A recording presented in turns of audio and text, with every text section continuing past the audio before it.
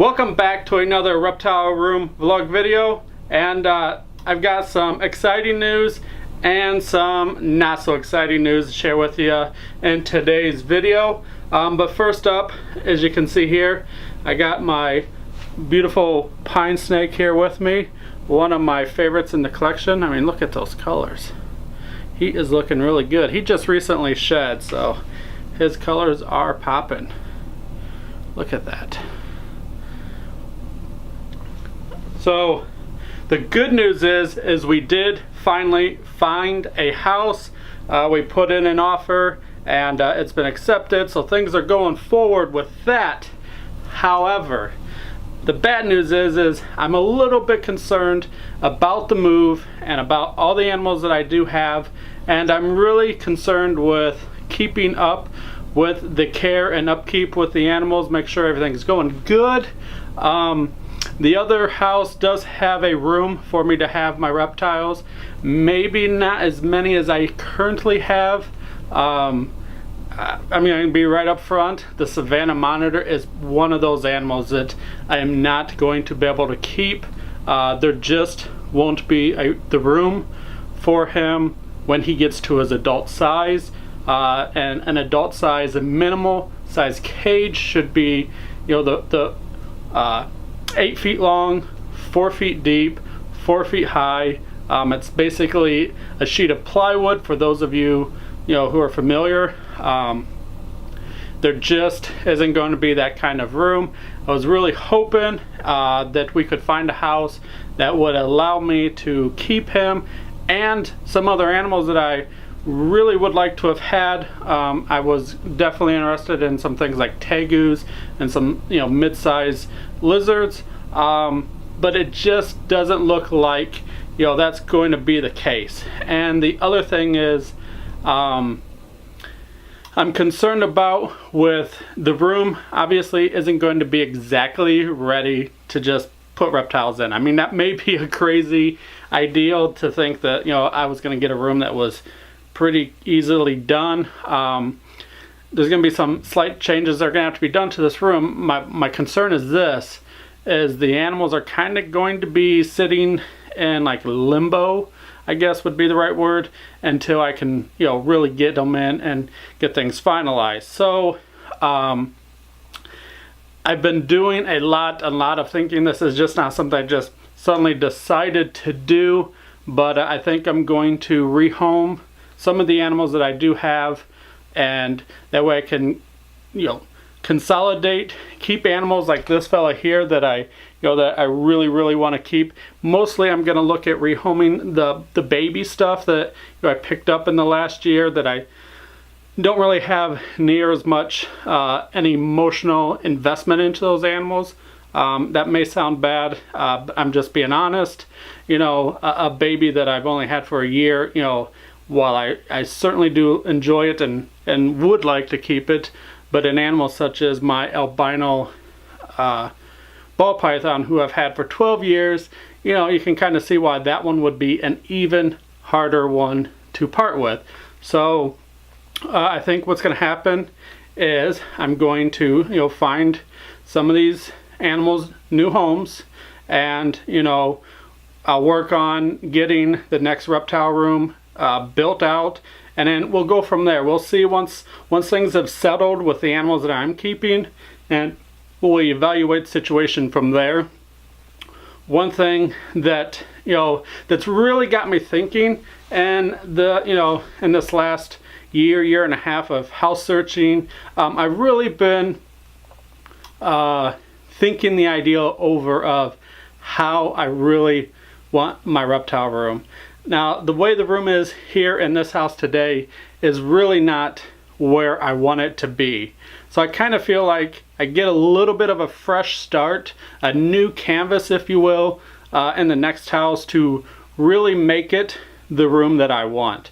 And just kind of a general idea of my envision of my room personally, how I would like it to be. I want less racks and more natural vivarium style setups, and that's just ultimately where I find my most of my joy from. Now, I mean, I don't have a problem with using racks. It just, for me, it becomes more of a chore to come in and just clean, feed, and repeat. You know, it just kind of feels like things are on autopilot, and I just simply come in, you know, for one, there's so many of them that, you know, you don't really have time to really hold them like this fella I'm doing here. You know, you kind of just get just enough time because you've got to feed and clean the next guy, and the next guy, and the next guy, and the next guy. So, you know, obviously your time is split up. So I'm really reevaluating that kind of a arrangement that I've had. You know, I kind of started slipping back into my old ways of just, you know, like the buying animals for breeders, and you know, I struggle with that because that's the way I was for so long. I'm not really a breeder. I definitely don't want to become a commercialized breeder, or, you know, whatever you want to call it. Even as a hobby breeder, I want to keep it very low key. And actually, again, if I'm going to be, what are you doing? He's I don't know, he's like holding on to me very weirdly, you can see, but he's kind of pinning his own head. What are you doing that for? There you go. Crazy snake. I don't know why he was doing that. He was literally pinning his own head against his body. You knucklehead.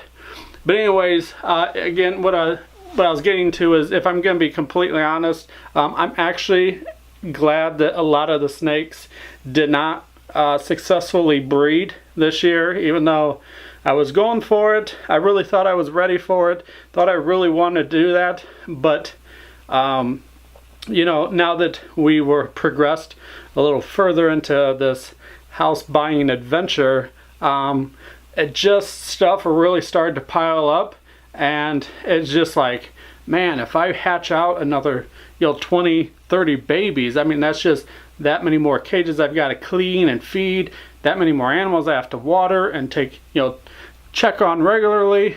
And quite honestly, I just don't have the time right now to do that stuff. It just, between work and house stuff with this house, looking for houses, just all that stuff is just, it was just starting to feel very overwhelming, and I was starting to get those feelings again back when I first this a while ago, when I you know, ended up selling a lot of stuff, and you know, it just kind of reeled myself back in a bit, and you know, I think I'm going to, you know, for this next room, I'm really trying to develop a good game plan to accomplish what I want and what I enjoy, and also be able to bring you guys good fresh content without it, you know, being too repetitive. And you know, I love the build videos. I love building the naturalized setups, and you know, all that kind of stuff is just a lot of fun for me. So you know, that's the kind of stuff you're going to definitely be looking to find as this channel progresses. Obviously, I'm going to document the move and the setting up of the new reptile room and all that. All that's going to be shared on here, and hopes for, you know, some of you, you know, who are maybe going to be moving out of your parents' home and moving into your first home for the first time. Maybe you can see some stuff and maybe gain a little bit, a little understanding of how it's gonna happen for you possibly. But so yeah, and as you can see behind me, those cages still aren't in here. I actually have the lid done to one of them, and obviously, so you guys know, the one cage will be for the day geckos. All 3 day geckos will be eventually housed in the one cage together. But I never explained to you guys what the other cage was going to be for.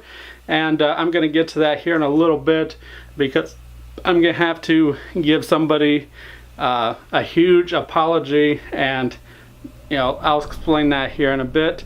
Let me put this guy away, and we'll move on in the video. Take a look. Say bye-bye.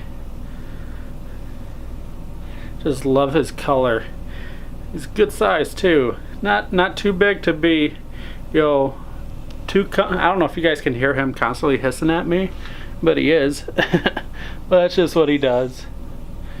It's just what he does. Don't ya? So for those of you who aren't familiar with what this snake is, this is a northern pine snake, and he's not quite full grown, so he has the potential to get bigger yet. I believe that he will. He eats a rat and some chicks, at least one baby chick every week, and I can't wait to get him into a larger enclosure. Of all the snakes that I own, this guy I think will definitely utilize a nice open cage, not a rack system. He's in a rack right now, but I do want him out and in a cage of his own, and I think this guy will really benefit from a nice cage where he can climb around and all that kind of stuff, because he is quite active, as you can tell. This is one I also like to take outside quite a bit and just allow him to explore, obviously while I'm there watching.